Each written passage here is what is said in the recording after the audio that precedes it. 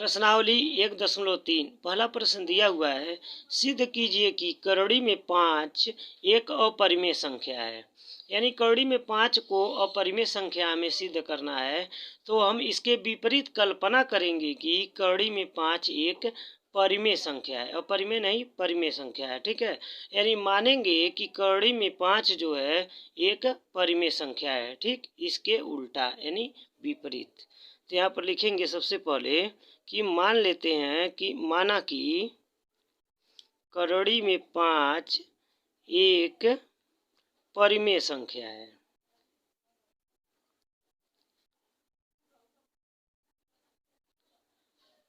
हम जानते हैं कि किसी भी परिमेय संख्या को p/q के रूप में रख सकते हैं, यानी कोई भी परिमेय संख्या p/q के रूप में व्यक्त की जा सकती है।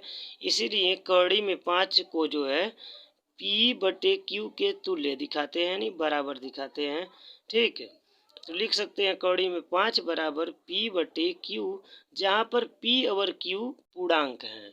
ठीक है, जहाँ p q पूर्णांक है तथा q नॉट इक्वल टू 0, यानी q जो है 0 के तुल्य नहीं है, यानी q का मान 0 नहीं होना चाहिए। ठीक है, नहीं हो सकता। अब यहाँ पर देखें, करोड़ी में 5 को जो है p/q के रूप में मान लिए। ठीक, अब जो है q का पक्षांतर करेंगे यहाँ पर। ठीक है, तो q का पक्षांतर बटे में है तो इधर आएगा तो गुणे में होगा। ठीक है, तो इस प्रकार हो जाएगा करोड़ी में 5 q लिख सकते हैं बराबर p को। अब इसके बाद जो है करोड़ी में 5 को जो है करोड़ी से बाहर करना है, तो इसके लिए क्या करते हैं, हम वर्ग करते हैं। ठीक है, तो यहाँ पर लिखेंगे दोनों पक्षों का वर्ग करने पर, दोनों पक्षों का वर्ग करेंगे, करोड़ी में 5q का वर्ग होगा करोड़ी में 5q का यह वर्ग लगा दिए, p का वर्ग लगा दिए। ठीक, अब इसको सॉल्व कर देंगे, करोड़ी में 5 है तो इसका वर्ग करेंगे तो करोड़ी में 5 पचे 25 हो जाएगा। जब बाहर निकालेंगे तो 5 गुणे 5 करके जब बाहर निकालते हैं तो 1 5 बाहर हो जाएगा। इसी प्रकार यहाँ पर देखें, करोड़ी में 5 का वर्ग 5 होगा, q का वर्ग q स्क्वायर यानी q का वर्ग ही होगा, p का वर्ग p स्क्वायर यानी p का वर्ग ही होगा। ठीक है,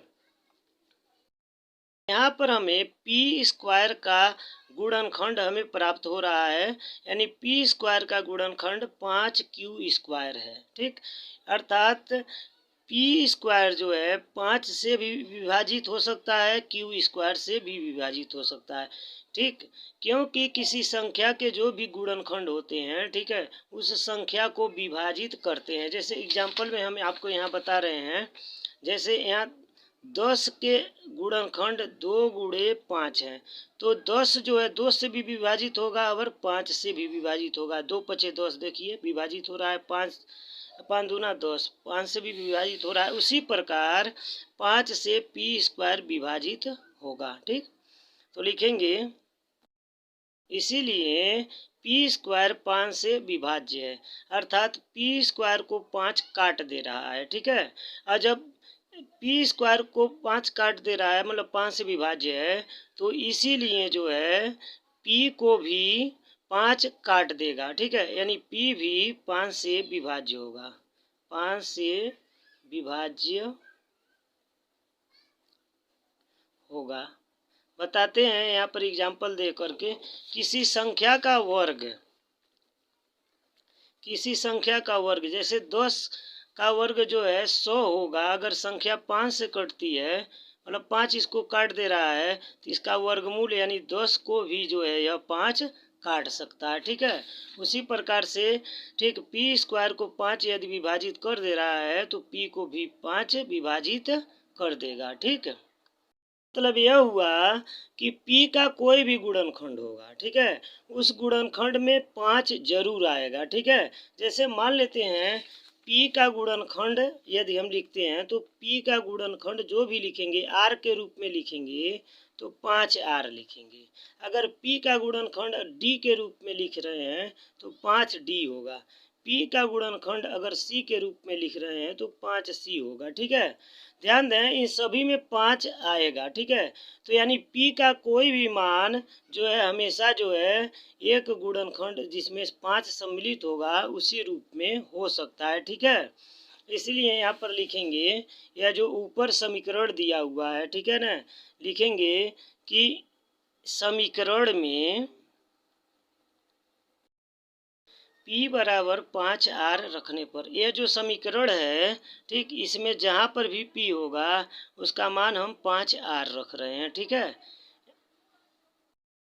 किसी एक पूर्णांक के R के साथ। ठीक है, देखें इसमें पूर्णांक पी क्यू को पहले ले लिए हैं, यानी पी क्यू को छोड़कर बाकी किसी भी पूर्णांक को यहाँ R के जगह रखा जा सकता है, हमने R ले लिया है। ठीक है, तो इस समीकरण में P का मान हम 5R रखेंगे, तो 5Q² है यहाँ पर, तो 5Q² उतार देते हैं, बराबर का चिन्ह है उतार देते हैं, P² है, अब P के जगह P का मान 5R रख देते हैं, स्क्वायर लगा है तो यहाँ पर भी स्क्वायर लगाकर सॉल्व करते हैं, हल करते हैं। पहले से सॉल्व है तो 5Q² होगा, यह 5 पचे, इस 5 का वर्ग 5 पचे 25 होगा, फिर R²। ठीक है, हम 5 का पक्षांतर भी कर सकते हैं 25, जिससे विभाजित हो सकता है, यहाँ पर भी विभाजित कर सकते हैं बराबर के दोनों साइड में। अगर संख्याएं विभाजित होती हैं तो विभाजित कर सकते हैं, बस गुणे के रूप में होना चाहिए, तो यहाँ पर गुणे के रूप में है। ठीक, तो 5 कम 5 पचे 25, यानी Q² बराबर होगा 5R²। ठीक है, यदि इस पक्ष को इधर लिखें, इस पक्ष को इधर लिखें तो इस तरह का हो जाएगा। ठीक है, यानी 5R² बराबर Q²। ठीक, पक्षों को परिवर्तित किए हैं आपस में, तो ध्यान दें Q² जो है यहाँ पर 5 से विभाजित है, क्योंकि Q² का गुणनखंड जो है 5R² है। ठीक है, तो यहाँ पर लिखेंगे कि Q² 5 से विभाज्य है, जब Q² 5 से विभाज्य है तो Q भी 5 से विभाज्य होगा, तो Q भी 5 से विभाज्य होगा।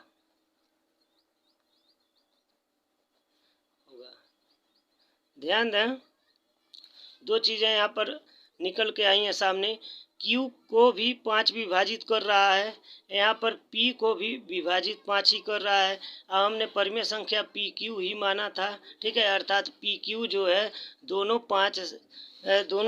जो है P और Q 5 से विभाज्य हैं, 5 से विभाजित हो जा रही हैं। इसका ये मतलब यह हुआ कि लिखेंगे, इसका मतलब यह हुआ कि P और Q का उभयनिष्ठ गुणनखंड 5 है। ठीक, क्योंकि 5 दोनों को विभाजित कर रहा है तो उभयनिष्ठ गुणनखंड इसका 5 हो जाएगा। तो लिखेंगे उभयनिष्ठ गुणनखंड 5 है। मतलब यह हुआ कि P और Q का मौसम 5 होगा, क्योंकि P और Q का उभयनिष्ठ गुणनखंड 5 है। तो इसका यह मतलब हुआ कि P और Q आपस में सभाज्य हैं, किंतु इसका विरोधाभास हो रहा है, इस तथ्य का विरोधाभास हो रहा है, क्योंकि रियल में P और Q का मौसम 1 होगा, यानी ये संख्याएं आपस में सभाज्य होंगी। ठीक है, सभाज्य हैं। ठीक है, इसलिए इस तथ्य का विरोधाभास हो रहा है। ठीक है, किस तथ्य का? P और Q का उभयनिष्ठ गुणनखंड 5 है, इसका विरोधाभास हो रहा है। ठीक, देखेंगे किंतु इस तथ्य का विरोधाभास होता है क्योंकि P Q सअभाज्य हैं, अर्थात हमारी कल्पना पूरी रूप से त्रुटिपूर्ण है, यानी हमारा कल्पना जो है पूर्ण रूप से गलत है कि करड़ी में 5 जो है परिमेय संख्या है, क्योंकि हमने कल्पना यही किया था कि करड़ी में 5 एक परिमेय संख्या है, इसीलिए हमारा कल्पना पूरी तरह से गलत है। ठीक है, तो लिखेंगे हमारी कल्पना गलत है कि करड़ी में 5 एक परिमेय संख्या है। जब यह कल्पना हमारा गलत हो चुका कि करड़ी में 5 परिमेय संख्या है, यह कल्पना गलत हो गया, तो यानी करड़ी में 5 एक अपरिमेय संख्या है। तो लिख देंगे अतः करड़ी में 5 एक अपरिमेय संख्या है। ये सिद्ध करना था, सिद्ध कर दिए। ठीक है, यहाँ पे लिख देंगे प्रूव्ड। प्रश्न नंबर 2 है, सिद्ध कीजिए कि 3 + 2 करड़ी में 5 एक अपरिमेय संख्या है। ठीक है, हमें सिद्ध करना है कि 3 + 2 करड़ी में 5 एक अपरिमेय संख्या है। तो हम कल्पना करेंगे कि 3 + 2 करड़ी में 5 एक परिमेय संख्या है, अर्थात हम मानेंगे कि माना 3 + 2 करड़ी में 5 एक परिमेय संख्या है। हमने मान लिया कि 3 + 2 करड़ी में 5 एक परिमेय संख्या है। हम जानते हैं कि कोई भी संख्या p/q के रूप में होती है, तो इसलिए 3 + 2 करड़ी में 5 को p/q के तुल्य हम दिखाते हैं, जहां p/q पूर्णांक हैं। ठीक, q ≠ 0, यानी q का मान 0 नहीं होगा, यानी 0 जो है q के तुल्य नहीं है, या q जो है 0 के तुल्य नहीं है। इसके बाद जो है हम पक्षांतर क्रिया करेंगे। पक्षांतर क्रिया में ध्यान देंगे, हम करड़ी में दी हुई संख्या को लेफ्ट साइड में रखेंगे, बाकी संख्याओं का हम बारी बारी से पक्षांतर करेंगे। तो +3 का पक्षांतर पहले हम करेंगे, प्लस का पक्षांतर पहले करते हैं। तो +3 इधर है, तो राइट साइड में जाएगा तो -3 हो जाएगा। तो लिखेंगे इस साइड में बचेगा 2 करड़ी में 5। ठीक, राइट हैंड साइड में p/q पहले से है, तो +3 इधर है, तो राइट साइड में जाएगा तो -3 होगा। ठीक है, ध्यान दें, राइट साइड में 3 का हर 1 दिया हुआ है। ठीक है, तो यानी सभी पदों का हर हम q बनाएंगे, तो q से 3 में हमको गुणा करना पड़ेगा, तो हो जाएगा p - 3 में q से गुणा करेंगे तो हो जाएगा 3q। अब सभी पदों का हर हो गया q। ठीक, अब 2 का पक्षांतर हम करेंगे। 2 का पक्षांतर ध्यान दें, 2 गुणे के रूप में है, तो दूसरे साइड जाएगा तो बटे के रूप में होगा। ठीक है, यानी लेफ्ट हैंड साइड में केवल करड़ी में 5 बचेगा, तो होगा p - 3q बटे, जब 2 बटे के रूप में जाएगा तो q पहले से बटे में है, अर्थात 2 और q का गुणा होगा तो 2q हो जाएगा। ध्यान दें, राइट साइड में सभी पद p/q को हमने पहले पूर्णांक मान लिया है, तो पूर्णांक है। 3 और 2 संख्या है तो पूर्णांक है, अर्थात इस साइड के सभी पद क्या हैं, पूर्णांक हैं। ठीक है, यानी सब जो पूर्णांक होता है वह परिमेय संख्या होता है। ठीक है, p/q 2 3 p/q 2 3 पूर्णांक है, और जब यह पूर्णांक है तो इससे बनने वाली जो संख्या है वह परिमेय होगी, यानी p - 3q बटे 2q एक परिमेय संख्या है, लिखेंगे। ठीक है, यानी राइट हैंड साइड परिमेय संख्या आ गया। क्या आ गया, परिमेय संख्या। तो लेफ्ट हैंड साइड भी परिमेय होगा, तो लिखेंगे अतः करड़ी में 5 भी परिमेय संख्या होगा। परिमेय संख्या होगा। ध्यान दें, लेफ्ट हैंड साइड यानी करड़ी में 5 है, राइट हैंड साइड परिमेय संख्या है, तो यह भी परिमेय होगा। किंतु इस तथ्य का विरोधाभास हो रहा है, जो तथ्य लिखा गया है, जो तथ्य सामने आ रहा है, इसका विरोधाभास हो रहा है, क्योंकि रियल में करड़ी में 5 जो है अपरिमेय होता है। क्या होता है, अपरिमेय होता है, इसीलिए इसका विरोधाभास हो रहा है इस तथ्य का। लिखेंगे किंतु इस तथ्य का विरोधाभास होता है, क्योंकि करड़ी में 5 एक अपरिमेय संख्या है। ठीक है, इस तथ्य का विरोधाभास हुआ, हमने लिख दिया कि करड़ी में 5 एक अपरिमेय संख्या है। जब करड़ी में 5 एक अपरिमेय संख्या है, तो हमारा यह कल्पना पूरी तरह से गलत है। जो हम लोगों ने कल्पना किया था, यानी माना था कि यह एक परिमेय संख्या है, यानी 3 + 2 करड़ी में 5 एक परिमेय संख्या है, यह कल्पना हमारा गलत हो गया। ठीक है, लिखेंगे कि अतः हमारी कल्पना गलत है कि 3 + 2 करड़ी में 5 एक परिमेय संख्या है। हमारी कल्पना गलत हो चुका है। जब 3 + 2 करड़ी में 5 एक परिमेय संख्या है, यह कल्पना गलत है, तो अर्थात यह परिमेय नहीं है। जब यह परिमेय नहीं है यह संख्या, तो अपरिमेय होगी। तो इसलिए सिद्ध हो रहा है कि यह एक संख्या, यह जो संख्या है एक अपरिमेय संख्या है। ठीक है, तो हम लिखेंगे अतः 3 + 2 करड़ी में 5 एक अपरिमेय संख्या है। यही सिद्ध करना था, सिद्ध हो चुका, अपरिमेय संख्या है। यहाँ लिखेंगे प्रूव्ड यानी सिद्ध किया गया। ठीक,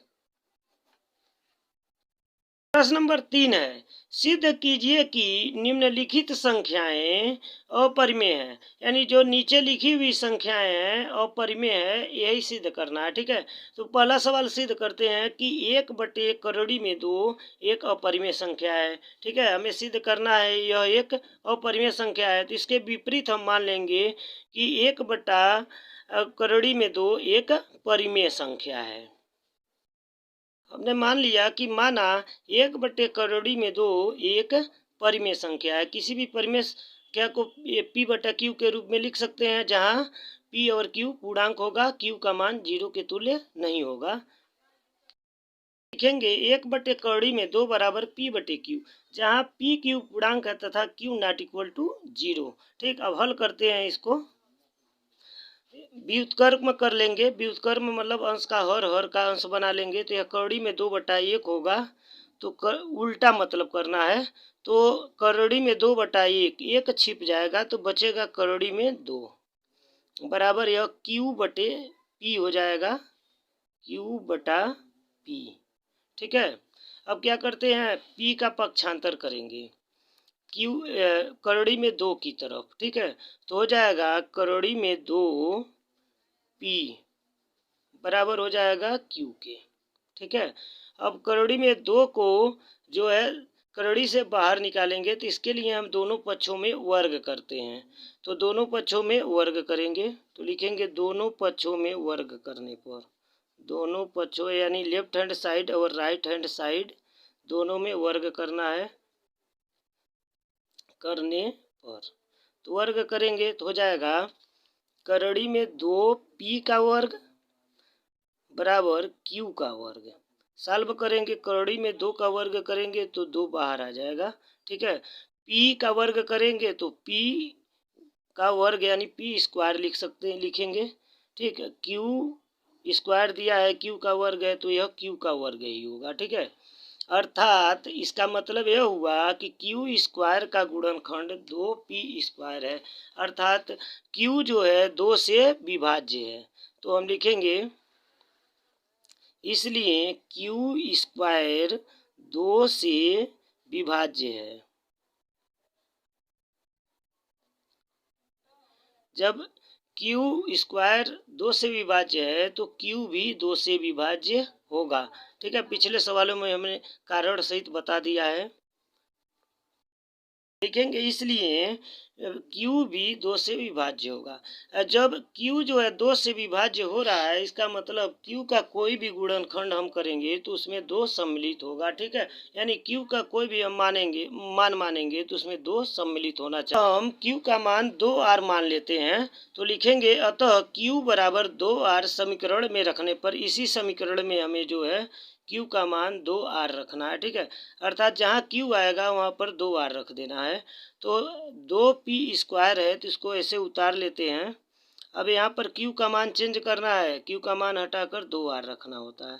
तो 2r रख दे रहे हैं, स्क्वायर दिया है तो स्क्वायर यहाँ पर कर देंगे। अब इसको हल करते हैं तो हो जाएगा 2p स्क्वायर बराबर ये हो जाएगा 2 दूना 4, r का स्क्वायर हो जाएगा, गुणनखंड गुणा करेंगे तो। ठीक, अब 2 से 4 विभाजित हो रहा है तो विभाजित यहीं पर कर देंगे, 2 एकम 2 दूना 4, एक छिप जाएगा यानी होगा p स्क्वायर बराबर 2r स्क्वायर। ठीक है, दोनों साइड का पक्षांतर करेंगे एक साथ तो लिख सकते हैं 2r बराबर 2r स्क्वायर बराबर p स्क्वायर, यानी p स्क्वायर का गुणनखंड 2r स्क्वायर है, यानी p स्क्वायर भी 2 से क्या है विभाज्य है। ठीक, तो लिखेंगे इसलिए p स्क्वायर 2 से विभाज्य है।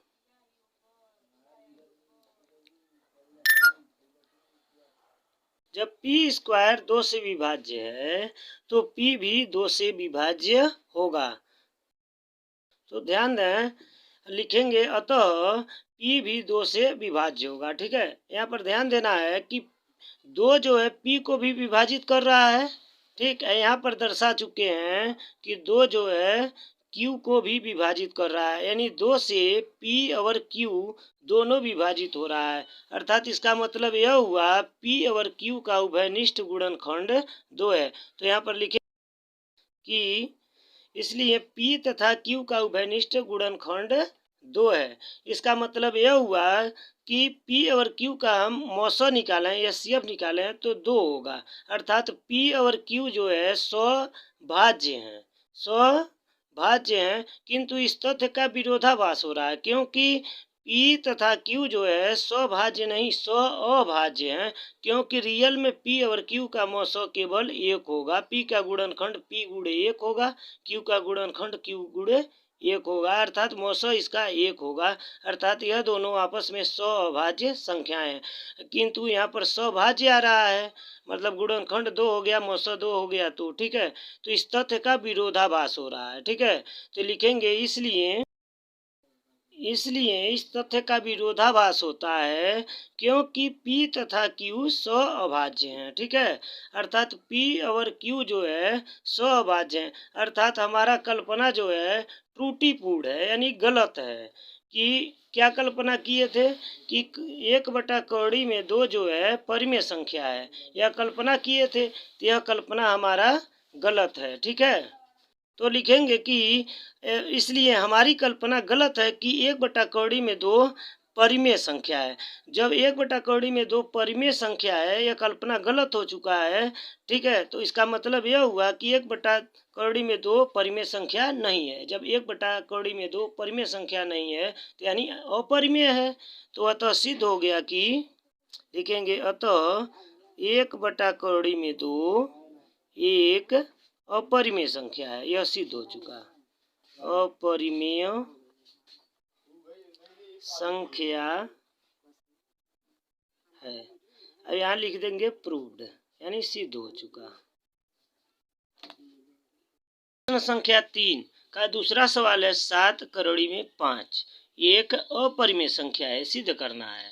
तो हम इसके विपरीत मान लेंगे कि माना 7 करोड़ी में 5 एक परिमेय संख्या है। तो 7 करोड़ी में 5 जब एक परिमेय संख्या है तो 7 करोड़ी में 5 P/Q के बराबर होगा। तो लिखेंगे इसलिए 7 करोड़ी में 5 बराबर P/Q। P और Q, जहाँ P और Q पूर्णांक हैं, क्या है? P और Q पूर्णांक है और Q नॉट इक्वल टू 0 है।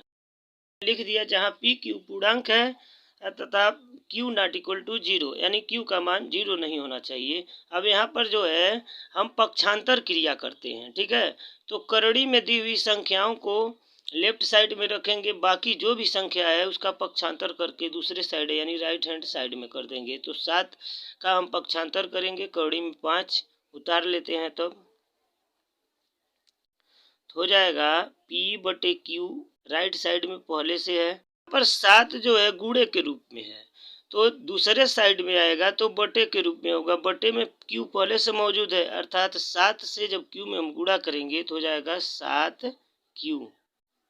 ठीक, यहाँ पर देखा जा रहा है कि PQ पहले से पूर्णांक है, 7 भी एक पूर्णांक है, अर्थात PQ तथा 7 ये तीनों जो है पूर्णांक हैं, इसलिए यह संख्या परिमेय होगी, यानी P/7Q संख्या जो है परिमेय होगी। यही लिखेंगे हम। PQ तथा 7 पूर्णांक है, इसलिए P/7Q एक परिमेय संख्या है। जब P/7Q एक परिमेय संख्या है या राइट साइड में है तो लेफ्ट साइड भी जो है परिमेय संख्या होगी, यानी करड़ी में 5 भी एक परिमेय संख्या होगी। तो लिखिए तो करड़ी में 5 भी एक परिमेय संख्या होगी, किंतु इस तथ्य का विरोधाभास हो रहा है क्योंकि करड़ी में 5 जो है परिमेय नहीं अपरिमेय है, ठीक है। लिखेंगे किंतु इस तथ्य का विरोधाभास होता है क्योंकि करड़ी में 5 एक अपरिमेय संख्या है। जब करड़ी में 5 एक अपरिमेय संख्या है तो हम जो कल्पना किए थे वह कल्पना हमारा गलत है। कल्पना यह किए थे कि 7 करड़ी में 5 एक परिमेय संख्या है, अर्थात यह कल्पना हमारा त्रुटिपूर्ण है, ठीक है, क्योंकि करड़ी में 5 एक अपरिमेय संख्या है, ठीक है। तो यह 7 करड़ी में 5 जो है एक परिमेय संख्या नहीं हो सकती, इसीलिए जो है हमारी कल्पना पूरी रूप से त्रुटिपूर्ण है, यानी गलत है। लिखेंगे अतः हमारी कल्पना त्रुटिपूर्ण यानी गलत है कि 7 करोड़ी में 5 एक परिमेय संख्या है। तो यह कल्पना गलत हो गया कि 7 करोड़ी में 5 एक परिमेय संख्या है। जब 7 करोड़ी में 5 एक परिमेय संख्या नहीं है तो अपरिमेय होगा। तो अतः सिद्ध हो गया कि 7 करोड़ी में 5 एक अपरिमेय संख्या है।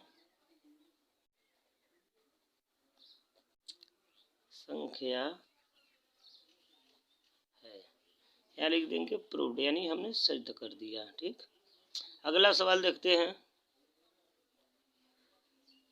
प्रश्न संख्या 3 का तीसरा सवाल है 6 प्लस करोड़ी में 2 एक अपरिमेय संख्या है, हमें सिद्ध करना है। तो इसके विपरीत हम मान लेते हैं, माना 6 प्लस करोड़ी में 2 एक परिमेय संख्या है। ठीक है, तो यह परिमेय संख्या है तो P बटे Q के बराबर होगा।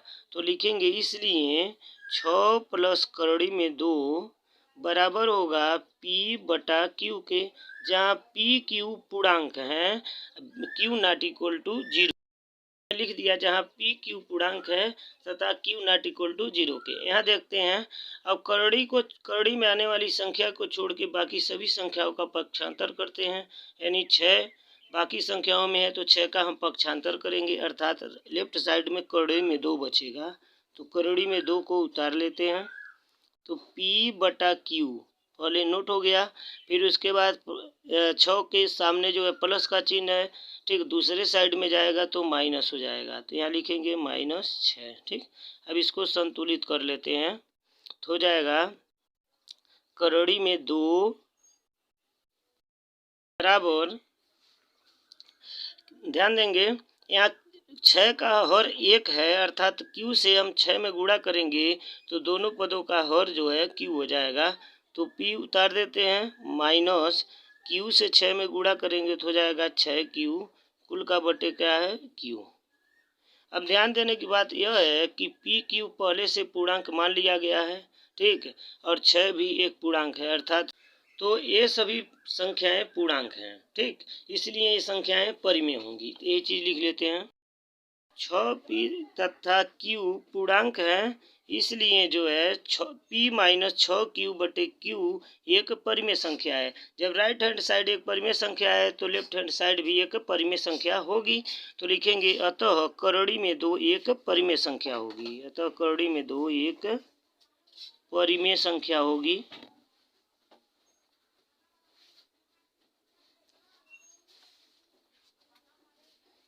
ध्यान दें, किंतु इस तथ्य का विरोधाभास हो रहा है, क्योंकि करोड़ी में 2 एक परिमेय नहीं अपरिमेय संख्या है।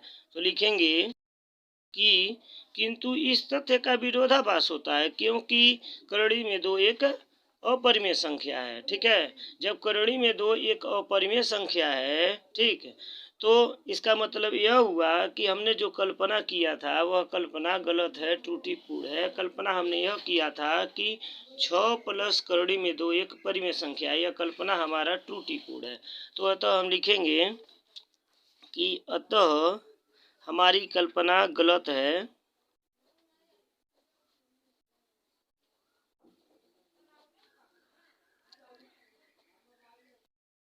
6 प्लस करोड़ी में 2 एक परिमेय संख्या है। जब 6 प्लस करोड़ी में 2 एक परिमेय संख्या है, यह कल्पना गलत हो चुका है, अर्थात 6 प्लस करोड़ी में 2 परिमेय संख्या नहीं है। जब परिमेय संख्या नहीं है तो अर्थात 6 प्लस करोड़ी में 2 जो है एक अपरिमेय संख्या है। तो सिद्ध हो गया कि 6 प्लस करोड़ी में 2 एक अपरिमेय संख्या है, प्रूव्ड हो गया। ये सिद्ध करना